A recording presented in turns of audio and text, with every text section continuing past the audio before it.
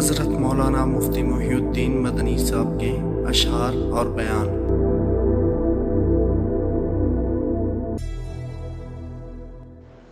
بسم اللہ الرحمن الرحیم۔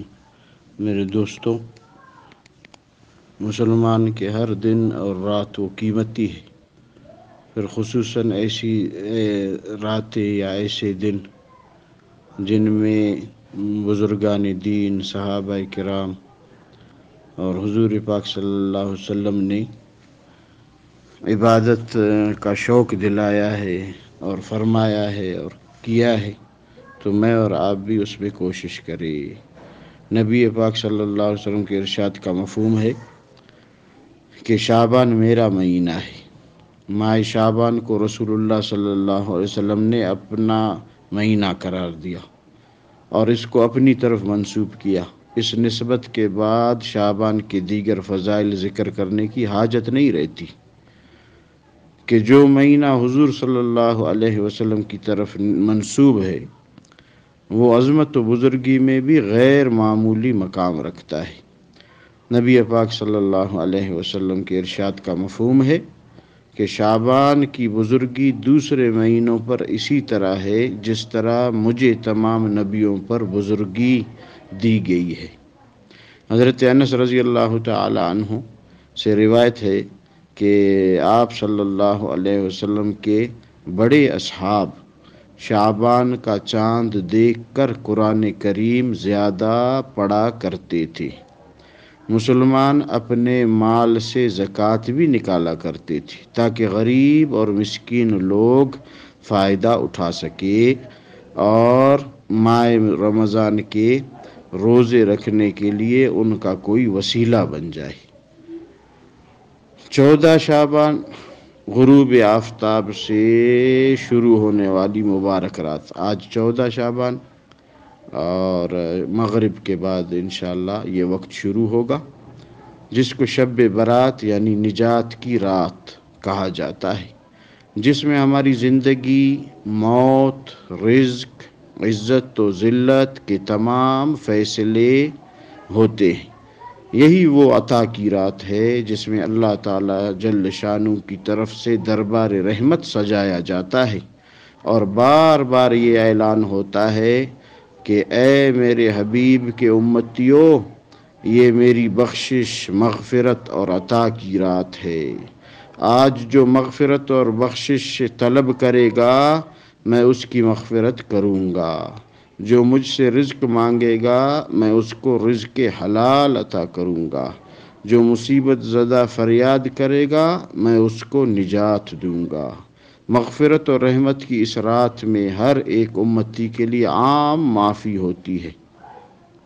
ایک حدیث پاک کا مفہوم ہے کہ حق تعالی شانہ اس شب میں، اس رات میں آسمان دنیا پر نزول فرماتے ہیں اور قبیلہ بنی کلب کی بکریوں کے بالوں کی تعداد سے زیادہ گناہگاروں کی بخشش و مغفرت فرماتے ہیں۔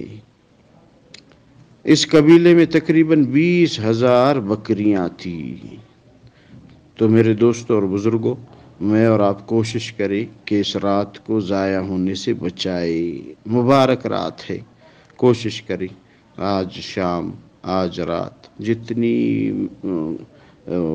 نوافل پڑھ سکتے ہیں، ذکر کر سکتے ہیں، تسبیحات کر سکتے ہیں اور تلاوت کر سکتے ہیں، اس میں کمی نہ چھوڑیں۔ حدیث پاک کا مفہوم ہے کہ اس امت کے کچھ بد نصیب لوگ اس رات کی رحمتوں اور اللہ تعالیٰ کی خاص نظر عنایت سے محروم رہتے ہیں۔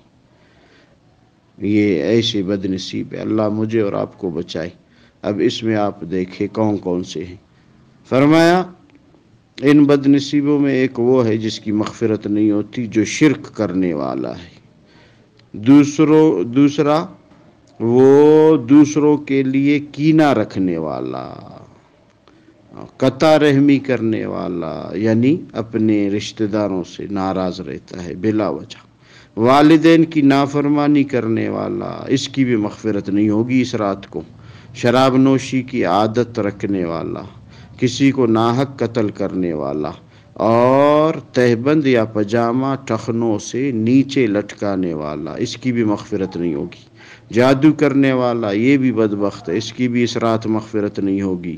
نجومی اور نجومی سے رابطے رکھنے والے، اس کی بھی مغفرت نہیں۔ موسیقی اور موسیقی سے اور اس کے جو آلات ہیں موسیقی کے، اس سے شوق شغف رکھنے والا اور موسیقی سننے والا، اس کی بھی مغفرت نہیں ہوگی۔ تو لہٰذا میرے دوستو، بزرگوں، بھائیوں، گزارش یہ ہے کہ میں اور آپ اپنے اوپر رحم کریں اور اپنے آپ کو اس بد نصیبیوں سے بچائے۔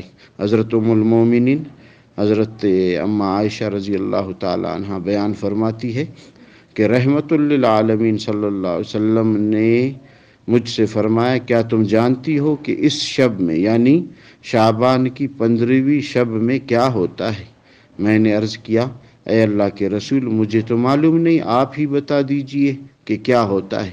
آپ صلی اللہ علیہ وسلم نے فرمایا، بنی آدم میں سے ہر وہ شخص جو اس سال پیدا ہونے والا ہوتا ہے اس رات میں لکھ دیا جاتا ہے، اور بنی آدم میں سے ہر وہ شخص جو اس سال مرنے والا ہوتا ہے تو اس رات میں وہ بھی لکھا جاتا ہے۔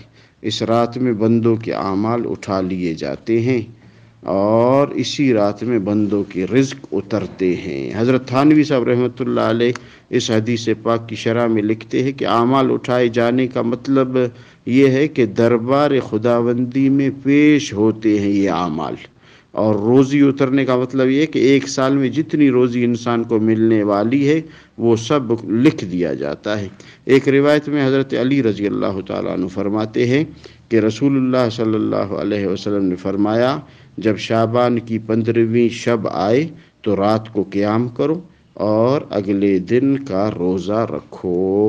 اس رات کے معمولات میں یہ بھی شامل ہے کہ قبرستان میں حاضر ہو کر مرحومین کے لیے دعا کی جائے، عبادات کا اہتمام کیا جائے، اور 15ویں تاریخ کا روزہ رکھا جائے، اور بدعات سے بچا جائے، چراغاں وغیرہ اس سے بچے، اور پٹاخے اس سے بچے، شور شغب سے بچیں، اور کوشش ہو زندگی میں ایک دفعہ ثابت ہے نبی پاک صلی اللہ علیہ وسلم کا قبرستان جانا اس رات میں، اگر اسی ایک دفعہ سنت سمجھ کے اس پہ عمل ہو تو صحیح ہے۔